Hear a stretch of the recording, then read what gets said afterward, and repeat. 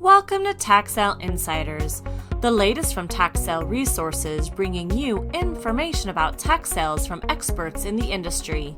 TSR has interviewed a variety of industry leaders across the country, including Stephen Morell of Juristeed in Louisiana, Maureen Zink of Carlisle Law in Ohio, John Stanko of Stanko McCarthy Law Group in Illinois, and many, many more. The following is just a small snippet of a longer, in-depth interview with one of these leading industry experts. We interviewed Matt Murray, executive with Clear to Sell based in Florida. Matt explains the title clearing process as it pertains to Florida specifically.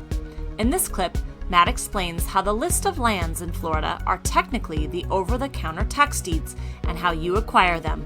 So stay tuned.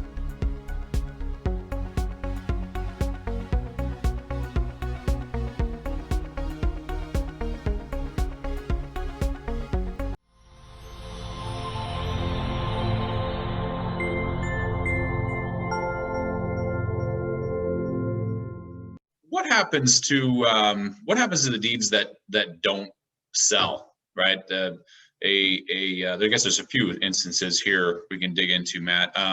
The tax deed applicant, applies, gets all the way to the deed, nobody redeems it, goes to the auction, and nobody actually bids on that property. I'm sure it's not real common, but I'm sure it happens. What happens to those? Yeah, there's a couple different things that can happen.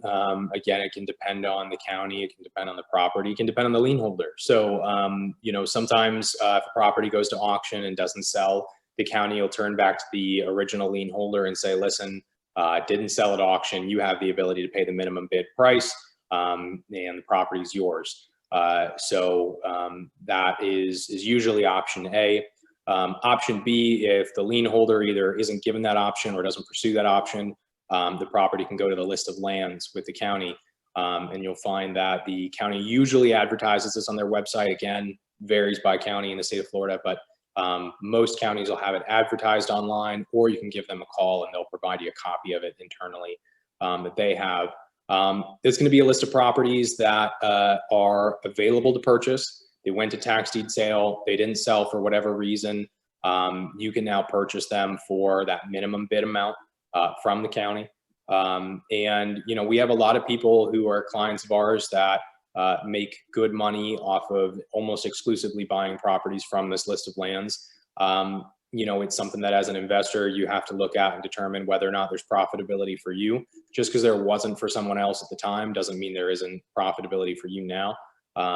We've got builders very often that'll buy 10 lots, vacant lots from a list of lands, in some cases, a couple $100 a piece, and build full properties on each of them, and very profitable for them. Whereas at the time the investors were already looking for properties they could flip for, 50,000+, and those didn't fit the bill. So list of lands is always a good place to comb, especially if you're getting into the tax deed market. Always a good place to comb for some bargains. Just make sure that, again, you're projecting that profitability for you.